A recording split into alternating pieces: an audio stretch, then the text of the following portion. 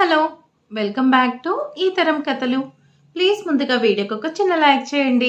లైక్‌తో పాటు హైప్ ఇవ్వండి. ఈరోజు స్టోరీ 'యాంగ్రీ హస్బెండ్' పార్ట్ 56. కథను రచించిన వారు సుజాత గారు, వాయిస్ ఓవర్ శ్వేత. ఇక లేట్ చేయకుండా స్టోరీలోకి వెళ్ళిపోదాం. ఏదో మాట్లాడతానని చెప్పి ఫోన్ రాగానే వెళ్ళిపోతుంది కీర్తన. దక్ష కూడా తన రూమ్లోకి వస్తుంది. అప్పుడే జై దగ్గర నుంచి ఫోన్ వస్తుంది. ఏంటి శ్రీవారు, ఇప్పుడే కదా ఆఫీస్కి వెళ్ళారు, అప్పుడే ఫోన్ ఏంటి? రూమ్లోకి వచ్చావా లేదంటే అక్కడే ఉన్నావా అని తెలుసుకోవడానికి ఫోన్ చేశాను. వచ్చాను మహాప్రభో, వచ్చాను. మీరు చెప్పిన తర్వాత రాకుండా ఉంటే అంత ధైర్యం చేయలేను స్వామి. బ్రేక్ఫాస్ట్ చేయగానే మెడిసిన్స్ వేసుకో, అలాగే పాలు తాగు. అవన్నీ వినగానే ఫేస్ చిరాగ్గా పెడుతుంది దక్ష. నీకు నచ్చకపోయినా వేసుకోవాలి, అంతేకాదు ఏ టైంకి ఏమేమి పెట్టాలో కూడా పద్మకి చెప్పి వెళ్ళాను. తను టైం ప్రకారం అన్నీ ఇస్తుంది. ఏది వదలకుండా తినాలి. ఇవాళ పంపించిన వాటిని ఏం వదిలేసినా నేను ఊరుకోను, అర్థమైంది కదా అంటాడు.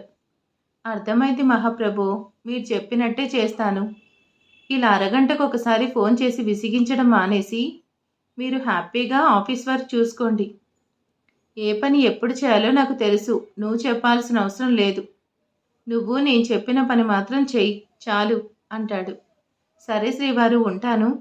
జై కూడా ఫోన్ పెట్టేసి, ఇంట్లోనే ఎక్కువసేపు ఉంటే తను కూడా బాగా బోర్ ఫీల్ అవుతుంది.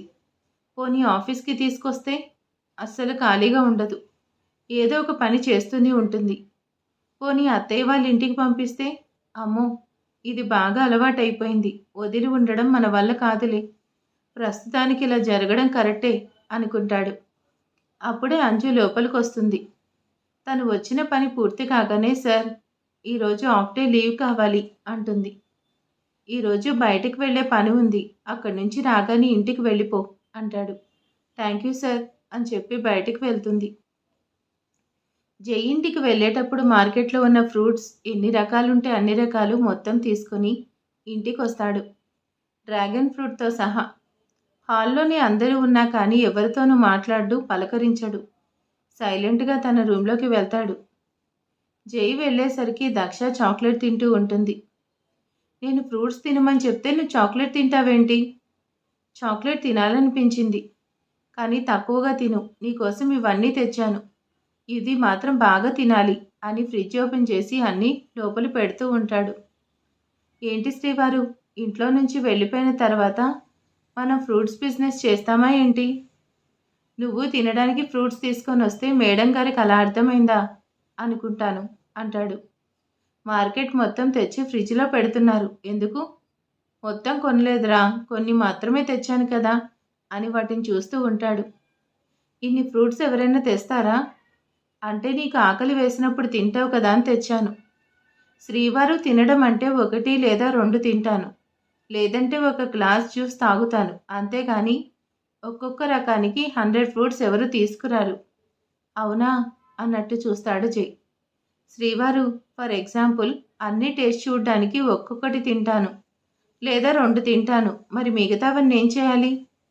రేపటికి బాగానే ఉంటాయి, తర్వాత టేస్ట్ మారుతాయి కదా, పాడవుతాయి కదా.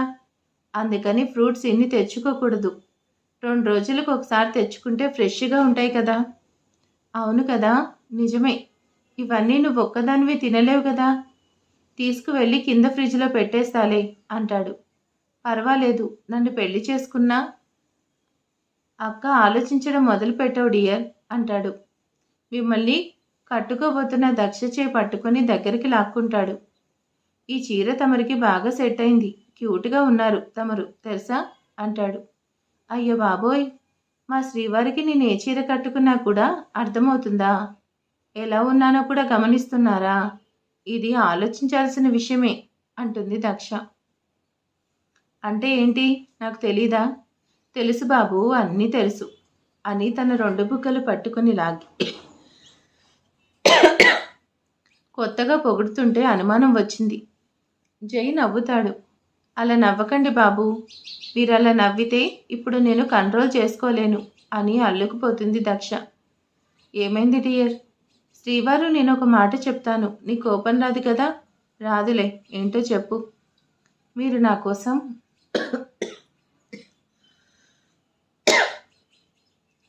ఏమైనా తేవాలంటే 1 లేదా 2 అలా తీసుకురండి. ఒకేసారి ఇన్ని తెస్తే ఎక్కడ పెట్టాలి? ఎవరు తింటారు? తీసుకెళ్ళి డస్ట్‌బిన్‌లో పడేయాలి. ప్లీజ్. మీరు నేను చెప్పినట్టు తెస్తే అన్నీ తింటాను. ఇంక నాకు కావాల్సింది కూడా అడిగి తెప్పించుకుంటాను అంటుంది. సరే అలాగే చేస్తాలే. హమ్మయ్య అంటుంది. అప్పుడే డోర్ సౌండ్ అవుతుంది. ఎవరు? అంటాడు జై. పద్మ వాకిలి బయట నిలబడి శేఖర్ సార్ వచ్చారు. మిమ్మల్ని రమ్మన్నారు అని చెప్పి వెళ్ళిపోతుంది. సరే ఎందుకొచ్చాడు అని చూద్దామా పద అని ఇద్దరు కిందకొస్తారు.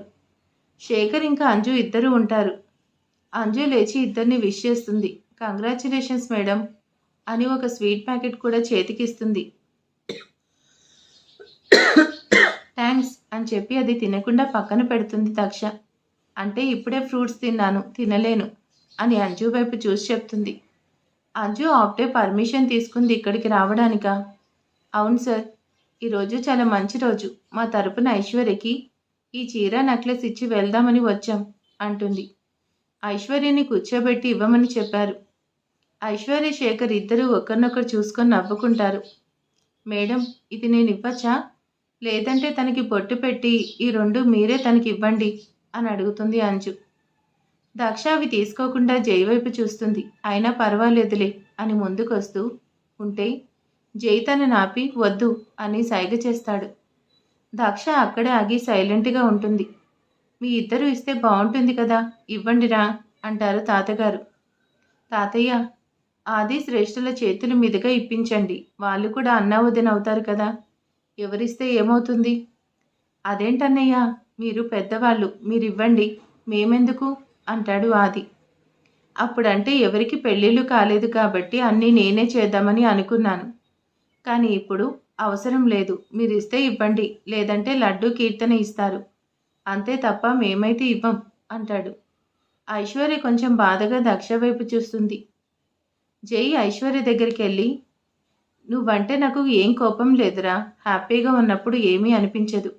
రేపేదైనా తేడా వచ్చినప్పుడు సొంత అన్నదమ్ములు ఉండగా మేమెందుకు చేశాను అనే మాట వస్తుంది. అప్పుడు మీరెవరు నన్నేమీ అనరు. ఎందుకంటే నేనంటే కొంచెం భయం కావచ్చు, గౌరవం కావచ్చు. ఆ కోపం తిప్పి తిప్పి తీసుకెళ్ళి దక్ష మీద చూపిస్తారు. అదే నాకు ఇష్టం లేదు. సౌమ్యకి నా చేతుల మీదుగా జరిగింది కాబట్టి నీకు ఆది వాళ్ళ చేతుల మీదుగా జరుగుతుంది. పైగా మా ఆడపడుచుకి మేమేమీ చేయలేదు అని వాళ్లే చేశారు అనే ఫీలింగ్ కూడా వాళ్ళకి రాకూడదు. అన్నిటికీ మించి ఈ చెల్లెలికి అన్నయ్య చేతుల మీదుగా జరిగితే బాగుంటుంది అంటూ అందరినీ కన్విన్స్ చేస్తాడు జై. అది కాదన్నయ్యా.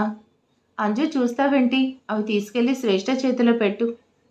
శ్రేష్ఠ అవన్నీ ఒక పెద్ద వెండి ప్లేట్లో పెట్టి వాటి మీద చీర నెక్లెస్ ఉంచి తాంబూలం కూడా పెట్టి ఐశ్వర్యకి ఒకవైపు ఆది శ్రేష్ఠ ఉంటారు. మరొక వైపు కీర్తన లడ్డు ఉండి నలుగురు కలిసి ఆది తనకి అందిస్తారు. మా ఆడబడుచు పెళ్ళి నా ఇష్ట ప్రకారం జరగాల్సిందే అని గొడవపడ్డ కీర్తన ఇప్పుడు సైలెంట్గా ఉండడం కొంచెం ఆశ్చర్యపడతారు అందరూ. జై దక్ష కూడా తన దగ్గరికి వచ్చి అక్షింతలు వేసి ఆశీర్వదిస్తారు. వర్ధిని గారు మాత్రం దూరంగా నిలబడి జరిగింది చూస్తూ ఉంటారు. ఇక మేము బయలుదేరుతాను అంటారు శేఖర్. ఎక్కడికి వెళ్ళేది? ఇద్దరు భోజనాలు చేసిన తర్వాతే ఇక్కడి నుంచి బయలుదేరాలి అంటాడు జై. పర్వాలేదురా, ఇంకోసారి వస్తాం అంటూ మొహమాట పడతాడు శేఖర్. అదేం కుదరదు, ఇవాళ ఇక్కడే అని జై గట్టిగా చెప్పడంతో ఆగుతారు. ఎందుకో తెలీదు, తాతగారికి మాత్రం జై దక్ష అన్నిటికీ ఇలా దూరంగా ఉండడం ఆయనకు నచ్చలేదు. జైకి నచ్చ చెప్పాలనుకుంటాడు కానీ తను వినడు. పరమేశ్వర, వారిద్దరూ ఇల్లు విడిచి వెళ్లకుండా ఉండేలా చూడు స్వామి అని మనసులోనే దేవుణ్ణి స్మరిస్తూ ఉంటారు తాతగారు. వర్ధిని గారు అన్న మాటలకి జై బాగా ఫీల్ అయ్యాడు. ముఖ్యంగా దక్షని అనడంతో తట్టుకోలేకపోతున్నాడు. అందుకని అందరితోనూ నార్మల్గా ఉంటున్నాడు. జై గుండెల మీద పడుకొని శ్రీవారు అని గారాలు పోతూ పిలుస్తుంది. ఏంటో సెలవివ్వండి మేడం. నేనొకటి అడగచ్చా? ఏంటది? అడిగిన తర్వాత మీరు నన్ను అరవకూడదు, తిట్టకూడదు, కనీసం కోపంగా చూడకూడదు. ఇప్పటిలాగా నార్మల్గా నవ్వుతూనే ఉండాలి మరి. జై వెటకారంగా నవ్వి, ఇలాగే నవ్వుతూ ఉంటాను సరేనా అంటాడు. శ్రీవారు, నేను అడిగిన దానికి ఆన్సర్ చెప్పలేదు. అబ్బో, ఇన్ని చెప్తున్నావంటే విషయం ఏంటో నాకు తెలుసులే గాని పడుకో అంటాడు. నా మనసులో నేనేమనుకుంటున్నానో నువ్వు కూడా నీకు తెలుస్తుందా అని ఆశ్చర్యంగా అడుగుతుంది. తెలుసు. అయితే ఇప్పుడు దేని గురించి అడుగుతున్నానో చెప్పండి చూద్దాం అంటుంది దక్ష. నిజానికి జైకి ఏమీ తెలీదు, కానీ దాన్ని కవర్ చేయడానికి ఏదో ఒక విషయం గురించి అడుగుతావు కదా. ఏ విషయం అయితే ఏంటి, ఏదో ఒకటి అడుగుతాను కాబట్టి తెలుసు అన్నాను. అబ్బో, మీరు నిజంగా గ్రేట్ అండి. ఏమీ తెలియకపోయినా నేనేం అడుగుతున్నానో అర్థం కాకపోయినా తెలుసు అని కవర్ చేసి ఇంకా అడక్కక్కర్లేదు అని మాటలతో మాయ చేస్తున్నారు. అర్థమైంది కదా, ఇక పడుకో అంటాడు. ఈ టైంలో నేను ఏదడిగినా ఇవ్వాలంట, కాదు అనకూడదంట. అమ్మ చెప్పింది. పొద్దున ఫోన్ చేసి నీకేం కావాలో చెప్పు, అన్నీ తీసుకొస్తాను అని అడిగింది. మరి మీరు కూడా నాకేం కావాలో ఇవ్వచ్చుగా. జై కళ్ళు మూసుకొని దక్ష ఇంకొంచెం దగ్గరికి తీసుకొని, నువ్వు అడిగేది నాకు ఇష్టం లేదు కదా, వదిలే అంటాడు. శ్రీవారు ప్లీజ్, నువ్వు ప్రెగ్నెంట్ కాబట్టి నువ్వేది అడిగినా చెయ్యాలి అని సెంటిమెంట్తో కొట్టి, మీ పెద్దమ్మతో మాట్లాడు అని అడుగుతావని నాకు అర్థమైంది. అది తప్ప ఇంకేమైనా అడుగు అంటాడు. ఇక నాకు ఏదీ అవసరం లేదు అన్నట్టుగా సైలెంట్గా ఉంటుంది దక్ష. మెల్లిగా నిద్రలోకి జారుకుంటుంది. సరిగ్గా తనని పడుకోబెట్టి తన లోపల ఉన్న బేబీని చిన్నగా టచ్ చేసి బెడ్షీట్ కప్పి, నిన్ను అన్ని మాటలు అన్నా కానీ నిన్ను అంత ఏడిపించిన అలాంటి వాళ్ళని క్షమించమని అంటావేంటి? ఇంత మంచితనం ఏంటి నీకు? ప్రతిసారి ఇంత మంచిగా ఉండడం కరెక్ట్ కాదురా. పెళ్ళైన దగ్గర నుంచి నువ్వు నన్ను ఏమీ అడగలేదు. ఇది అడిగావు కానీ నేను తీర్చలేనేమో. నువ్వు అడిగితేనే కదా నేను ఫీల్ అవ్వాల్సింది.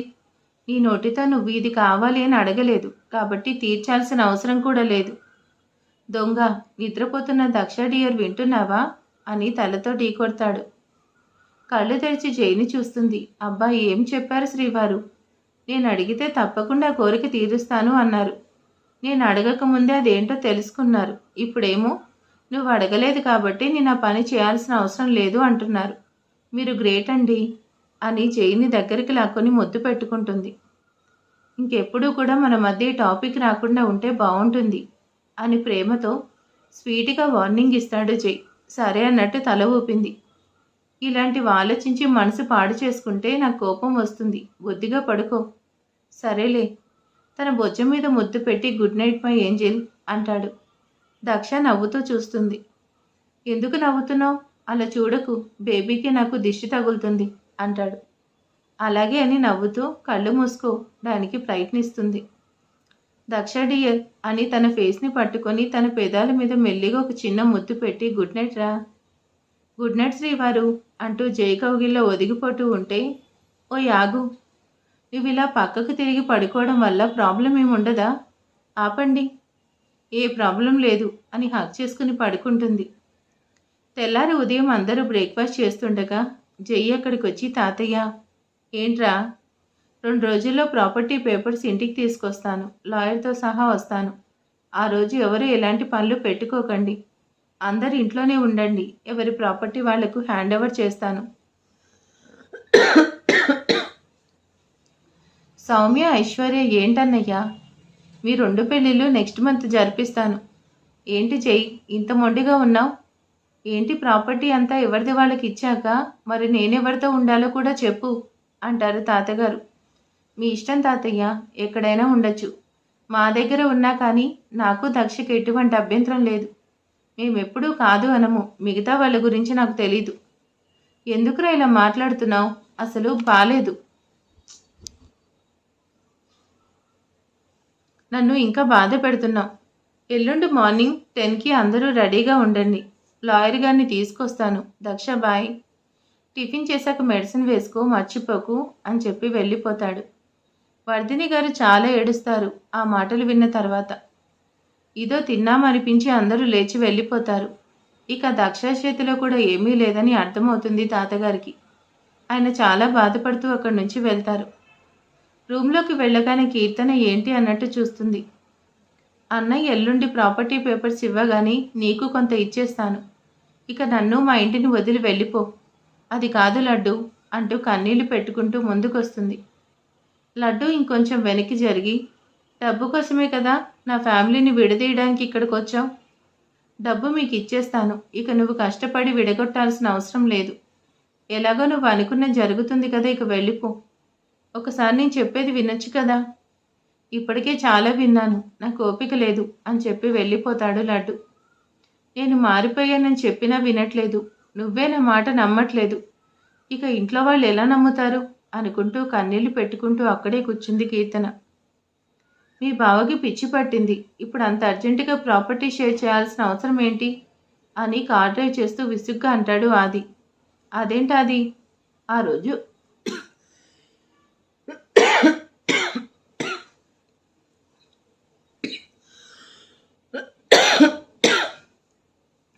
ఆ రోజు పెద్దమ్మ మా అక్కని ఎన్ని మాటలు అంది. ఎందుకు? మనమే ఇంత బాధగా ఉంటే అక్కకి బావకి ఎలా ఉంటుంది చెప్పు. వాళ్ళిద్దరూ ఎంత బాధపడి ఉంటే ఇలా ప్రాపర్టీ షేర్ గురించి మాట్లాడతారు. నీకు తెలియదురా, తను చాలా సెన్సిటివ్. బావగారు కోపంగా సరదాగా ఏమైనా అన్నా పట్టించుకోదు, కానీ చెయ్యని తప్పుకి ఎవరైనా ఏమైనా అంటే మాత్రం తట్టుకోలేదు. ఇన్నాళ్ళుగా కలిసున్నాం, ఇప్పుడు సడన్గా ఇలా ఉంటే చాలా బాధగా ఉంది. మరీ అంత ప్రేమ ఉన్నదానివి మీ అక్కతో మాట్లాడొచ్చు కదా. నీకెంతకంత పంతం? మాట్లాడావు కానీ వదినకు మాత్రం సపోర్ట్ చేస్తున్నావా? నేను మాట్లాడకపోతే ఏమైంది? మీ వదినకు కూడా నోరుందిగా, తనైనా ఒకసారి శ్రేష్ఠాన్ని పిలవచ్చుగా. ఇద్దరు సరిపోయారు. తనకి అంత పట్టుదల ఉంటే నాకెంతుండాలి? అయినా మొన్న ప్రెగ్నెన్సీ కన్ఫామ్ అయినప్పుడు నేను స్వీట్ కూడా పెట్టానుగా, అప్పుడైనా మాట్లాడొచ్చుగా. మీ వదిన మరీ బెట్టు చేస్తుంది. మరి నువ్వు మాత్రం మా అన్నయ్యకి కాంగ్రెస్ చెప్పావు, వదినకి చెప్పలేదు కదా. నువ్వేంటి నాకు సపోర్ట్ చేయకుండా మీ వదినకి సపోర్ట్ చేస్తావు అంటూ ఆది చేతి మీద కొడుతుంది. అమ్మ అమ్మోడు తల్లి, మీ అక్క చెల్లెలు గొడవ మీరే చూసుకోండి, మధ్యలోకి నన్ను లాగొద్దు. అక్కకి ఒక మంచి గిఫ్ట్ కొనివ్వాలి, అప్పుడు మాట్లాడతాలే అంటుంది. అబ్బో అంటూ అతను భుజం చుట్టూ చేయి వేసి దగ్గరికి తీసుకుంటాడు. ఆది, ఏంటి? గిఫ్ట్ ఇస్తే బాగుంటుంది.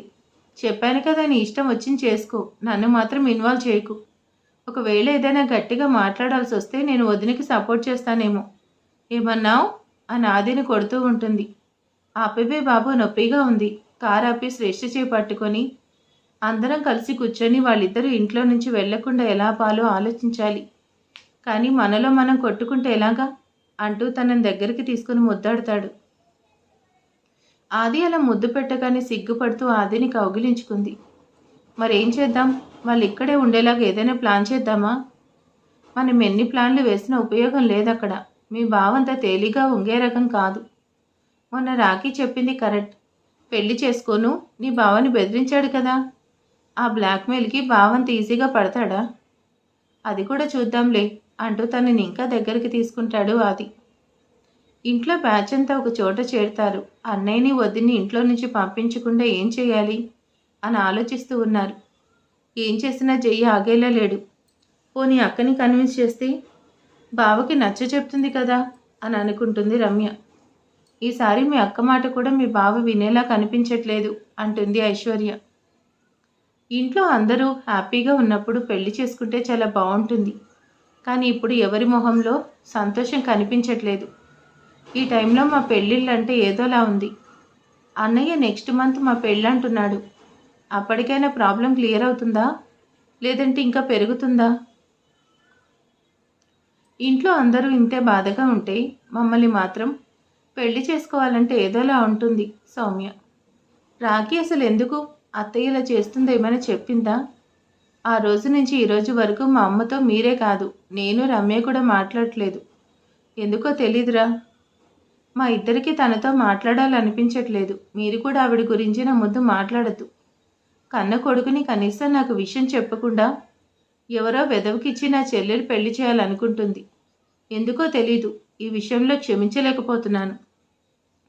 మా అమ్మ ఎందుకు ఇలా చేసిందో నాకు తెలీదు, కానీ తను చేసే ఈ పనిలో మాత్రం నాకు మా చెల్లెలకి ఎలాంటి సంబంధం లేదు అని మీ అందరూ నమ్మితే చాలు. అవును ఆది, నిజంగా నాకు అన్నయ్యకి దీంట్లో ఎలాంటి సంబంధం లేదు. అక్క బావ ఇంట్లో నుంచి వెళ్ళిపోతారంటే మీ అందరికన్నా ఎక్కువగా మేమే బాధపడుతున్నాం.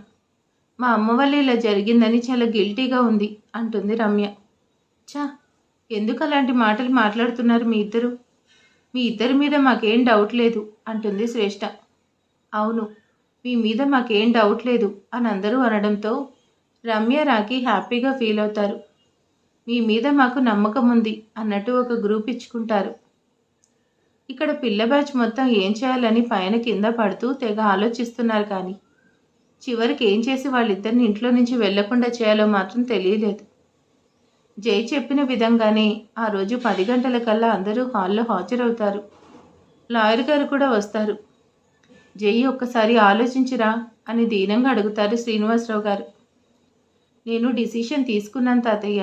ఇక మీరు ప్రతిసారి దక్షని బ్రతిమలాడడం ఆపండి. ఈ విషయంలో నేను చాలా మొండిగా ఉన్నాను. తనకేం సంబంధం లేదు. ఇక శ్రీనివాసరావు గారు ఏం మాట్లాడగలేక సైలెంట్గా ఉంటారు. ప్రాపర్టీస్ పేపర్స్ అన్నీ ఎవరి ప్రాపర్టీ పేపర్స్ వాళ్ళకి ఒక కవర్లో పెట్టి దాని మీద వాళ్ళ పేర్లు రాసి ఉంటాయి. లాయర్ గారు త్వరగా పని పూర్తి చేయండి, నేను ఆఫీస్కి వెళ్ళాలి అంటాడు జై. లాయర్ గారు ముందుకొచ్చి ఆ కవర్ శ్రీనివాసరావు గారు కానీ పేరు ఉన్నదాన్ని తాతగారికి ఇస్తారు. ఆ తర్వాత వర్ధిని గారికి, రమ్య రాఖీకి ఇస్తారు. తర్వాత ఒక్కొక్కరిని పిలిచి ఎవరి పేరు మీద ఉన్న కవర్ వాళ్ళకిస్తారు. చివరగా జై దక్ష ఇద్దరికి కలిపి ఒకే కవర్ ఇస్తారు. ఇక నేను బయలుదేరుతాను జై అని చెప్పి లాయర్ గారు వెళ్ళిపోతారు. ఎవరు కూడా కవర్ ఓపెన్ చేసి తమ పేరు మీద ఏ ప్రాపర్టీ వచ్చిందో చూసుకోవడం లేదు. జై మాత్రం వాళ్ళ కవర్ ఓపెన్ చేసి, తాతయ్య నేను చెప్పాను కదా ఈ ప్రాపర్టీ కూడా నేను తీసుకోనని, మీ ఇద్దరు ఉండడానికి ఒక ఫ్లాట్ కొన్నాను కదా, ఇది నా కంపెనీని ఒక కమర్షియల్ కాంప్లెక్స్ కట్టాలని ఒక పార్కును కొన్నాను కదా, ఈ 3 మాత్రమే నేను తీసుకుంటున్నాను. ఆ పార్కు కూడా ఎందుకు తీసుకుంటున్నానంటే దాన్ని అలాగే ఉంచాలని దక్ష కోరిక. అందుకే దాన్ని నేను తీసుకొని ఇంకా నీట్గా అందంగా ఉండేలా రెడీ చేస్తాను. నేను ఇవి మాత్రమే తీసుకున్నాను, ఇక ఏవి తీసుకోలేదు. కావాలంటే చెక్ చేసుకోవచ్చు అని కూడా విదిలించి మరీ చూపిస్తాడు. జై అలా చేయడం చూసి వర్ధిని గారు చాలా బాధపడతారు. ఎందుకు అలా చేస్తున్నాడు అందరికీ అర్థమవుతుంది. ఆ రోజు అన్న మాటని దృష్టిలో పెట్టుకొని అలా చేస్తున్నాడని అనుకుంటారు. జై అలా చేయగానే రాఖీ కోపంగా వాళ్ళ అమ్మ వైపు చూస్తాడు. ఆవిడ తలదించుకుంది. తాతయ్య మీకెందుకు ఎక్కువ ఇచ్చానంటే రేపు వీళ్ళందరి పెళ్ళిళ్ళకి వారి ఇళ్లలో జరిగే ఏదైనా చిన్న చిన్న ఫంక్షన్స్కి మీరు ఏదైనా గిఫ్ట్ ఇవ్వాలి అనుకున్నప్పుడు ఎవరి ముందు చేయి చాచకూడదు. నీకు ఎంత కావాలంటే ఎంత, ఎవరికి కావాలంటే వాళ్ళకి ఇవ్వచ్చు. దాని గురించి అడిగే హక్కు ఎవరికీ లేదు. ఇక అన్ని విషయాల్లోకి క్లారిటీ వచ్చినట్టుగా ఉంది కదా. ఏమైనా డౌట్స్ ఉంటే ఇక్కడ అడగండి. అన్నీ చెప్పి వెళ్తాను. ఒక 10 నిమిషాలు ఉంటాను. ఏదైనా ఉంటే అడగచ్చు అంటూ అక్కడే సోఫాలో కూర్చుంటాడు. పద్మ జ్యూస్ తీసుకురా అని చెప్పి తెప్పించి తాగమని దక్ష చేతికిస్తాడు. ఈ సిచ్యువేషన్ అందరికీ చాలా ఇబ్బందిగా, బాధగానే ఉంటుంది.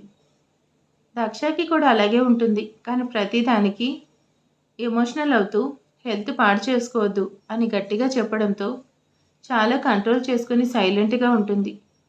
దక్ష జ్యూస్ తాగుతూ ఉంటుంది. రాఖీ లేచి తన ప్రాపర్టీ పేపర్స్ మొత్తం తీసుకొని వాటితో పాటు రమ్య ప్రాపర్టీ పేపర్స్ కూడా తీసుకొని వచ్చి వాళ్ళ ముందు నిలబడతాడు. ఏంటి రాఖీ, ఏదైనా ప్రాబ్లం ఉందా? మీ అందరికీ సమానంగానే షేర్ చేశాను. మిమ్మల్ని క్వశ్చన్ చేసేంత పెద్దవాడిని ఇంకా కాలేదు సార్. అందుకని తమరితో డైరెక్ట్గా మాట్లాడలేను కదా. నేను మా అక్కతో మాట్లాడడానికి వచ్చాను. మాట్లాడొచ్చా సార్ అని పర్మిషన్ తీసుకుంటాడు. సరే అన్నట్టు తల ఊపుతాడు జై. అక్క ఎలా ఉన్నావు? ఒకే ఇంట్లో ఉంటున్నా కానీ కనీసం నీతో మాట్లాడే అవకాశం కూడా ఇవ్వట్లేదు మీ ఆయన. బాగున్నాను అంటుంది.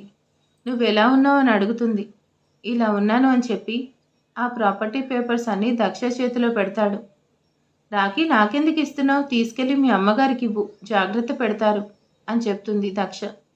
చూడక్క, ఎప్పుడు ఏం చేయాలో ఎలా చేయాలో మీ ఆయన గారికే కాదు ఇక్కడ ఉన్న మా అందరికీ కూడా తెలుసు. మా అందరికీ కూడా బ్రెయిన్ పనిచేస్తుంది. మా అందరినీ చాలా షార్ప్గా తయారు చేశారు కదా మీరు, శ్రీవారు.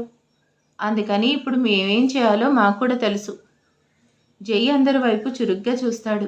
అలా చూడకండి బావా, అన్నీ మీరే చెప్పేసి వెళ్ళడం కాదు, మేం చెప్పింది కూడా వినండి. మాకు కూడా మాట్లాడే అవకాశం ఇవ్వండి. జై దక్ష ఒకరి మొహం ఒకరు చూసుకుంటారు. ఏం చెప్పాలనుకుంటున్నావు రాఖీ అని కొంచెం సీరియస్గానే అడుగుతాడు జై. అక్క, ఇది నాది, రమ్మివి ప్రాపర్టీ పేపర్స్. ఇవన్నీ లాకర్లోనే దాచిపెట్టుకో. ఈసారి సంక్రాంతి పండక్కి ఇంటి ముందు భోగిమంటలు వేస్తారు కదా, ఈ పేపర్స్ దాంట్లో వేయమని మీ ఆయనకి చెప్పు. రాఖీ చెప్పిన మాట వినగానే తాతగారి కళ్ళల్లో నీళ్లొస్తాయి. జయ్యి ఆశ్చర్యంగా రాఖీ వైపు చూస్తాడు. వెంటనే ఆది శ్రేష్ఠ తమ చేతిలో ఉన్న పేపర్స్ తీసుకొని దక్ష ముందుకొచ్చి, అదే భోగి మంటల్లో ఈ పేపర్స్ కూడా వేయండి వదినా. అవునక్క, అప్పుడు ఇంకా ఎక్కువసేపు చలి కాచుకోవచ్చు అంటుంది శ్రేష్ఠ. ఆ తర్వాత లడ్డు కీర్తన కూడా వచ్చి ఆ పేపర్స్ దక్ష చేతిలో పెట్టి మాకు కూడా వద్దు అంటారు. లడ్డు మాత్రం ఒక్క ప్రాపర్టీకి సంబంధించిన పేపర్స్ తీసుకుంటారు. ఇదెందుకు తీసుకున్నానో నీకు తర్వాత చెప్తాను అని పక్కకు వెళ్తాడు. కానీ ఆ విషయం అప్పటికి ఎవరూ పట్టించుకోరు. ఐశ్వర్య సౌమ్య కూడా వచ్చి పేపర్స్ దక్ష చేతిలో పెట్టి, మేం పెళ్లి చేసుకుని వెళ్ళిపోతాం, కానీ మీ అందరికీ కలిసి ఉండాలని కోరుకుంటున్నాం, ఇది మాకు కూడా వద్దు అంటారు. వర్ధిని గారు మాత్రం ఆ పేపర్స్ పట్టుకొని అలాగే నిలబడతారు. ఇక ఫైనల్గా మిగిలింది తాతగారు. ఆయన కూడా ముందుకొచ్చి ఆ పేపర్స్ మొత్తం దక్ష చేతిలో పెట్టి, నా మనవడు రాఖీ చెప్పినట్టే ఈ పేపర్స్ కూడా భోగిమంటలోనే వెయ్యండి. ఇక ఇక్కడి నుంచి ఎవరు ఎక్కడికి వెళ్ళడానికి వీల్లేదు. తాతయ్య అది, తాతగారు చేయి చూపించి ఇంకాపు అన్నట్టు చెప్తారు. ఇంటికి పెద్దవాడిని నేనున్నాను, కనీసం నా ప్రాణం పోయేంత వరకైనా ఇక్కడే ఉండమని మీ ఆయనకి కొంచెం సర్ది చెప్పు. ఇది ఇంటి పెద్దగా నేను చెప్తున్నాను, మీ ఇద్దరు ఇక్కడి నుంచి వెళ్ళడానికి వీల్లేదు. లేదు తాతయ్య, మేము వెళ్ళి తీరాల్సిందే అంటాడు జై. అలా మీరు వెళ్ళాలి అనుకుంటే నా శవాన్ని దాటుకొని వెళ్లాల్సిందే, అర్థమైందా అని కొంచెం సీరియస్గానే చెప్తారు తాతయ్య గారు. తాతయ్య అని అందరూ ఆయన ముందుకొస్తారు. అలా మాట్లాడకండి తాతయ్య అంటాడు జై. అలా అయితే మీ ఇద్దరు ఇక్కడి నుంచి వెళ్ళను అని నాకు కూడా మాట ఇవ్వండి అంటారు తాతగారు. నేను ఆఫీస్కి వెళ్ళొస్తాను దక్ష అంటాడు జై. దక్షికి అందరూ అలా మాట్లాడుతుంటే కంట్రోల్ అవ్వట్లేదు. నేను చెప్పిన దానికి సమాధానం చెప్పి ఆఫీస్కి వెళ్ళమని మీ ఆయనకి చెప్పు అంటారు తాతగారు. అందరూ మీ ఆయన అంటుంటే దక్షకి నవ్వు కూడా వస్తుంది. ఇంకెప్పుడు అలా మాట్లాడద్దు తాతయ్య అని వాళ్ళ తాతని హత్తుకుని, మీరు చెప్పినట్టుగానే ఇక్కడే ఉంటాం, అలా అని మాట ఇవ్వలేను. అవునన్నయ్య వెళ్ళొద్దు ప్లీజ్ అని అందరూ వచ్చి జైని చుట్టుకొని బ్రతిమలాడుతూ ఉంటారు. అవును బావా, నువ్వు వెళ్తే నేను శ్రేష్ఠ ఎవరిని ఏడిపించాలో చెప్పు, వెళ్ళొద్దు అని అంటుంది. జై దక్ష వైపు చూస్తాడు. ఒప్పుకోండి అన్నట్టు సైగ చేస్తుంది. ఓకేరా, మేము ఎక్కడికి వెళ్ళము, సరేనా? తాతగారు భలే సంతోషపడతారు. మిగతా వాళ్ళందరూ కూడా సంతోషంలో కన్నీళ్ళు వస్తున్నాయి. మీరందరూ కోరుకున్నట్టుగానే అందరూ కలిసే ఉందాం. చేయి చాపి దక్షని పిలుస్తాడు. తన చేతిలో ఉన్న పేపర్స్ అన్నీ పక్కన పడేసి వచ్చి జైని హత్తుకుంటుంది. ఇప్పుడు హ్యాపీనా డియర్ అని మెల్లిగా తన చెవిలో అడుగుతాడు. అవును అన్నట్టు తలాడిస్తూ ఉంది. అన్నయ్య వదిన ఇక్కడే ఉంటారు అని అందరూ చాలా సంతోషపడి కొద్దిసేపు కలిసి టైం స్పెండ్ చేసి ఆ తర్వాత అందరూ బయటికి వెళ్ళిపోతారు. మరి ఇక తర్వాత ఏం జరగబోతుంది ఏంటి అనేది నెక్స్ట్ పార్ట్లో చూద్దాం. Thank you.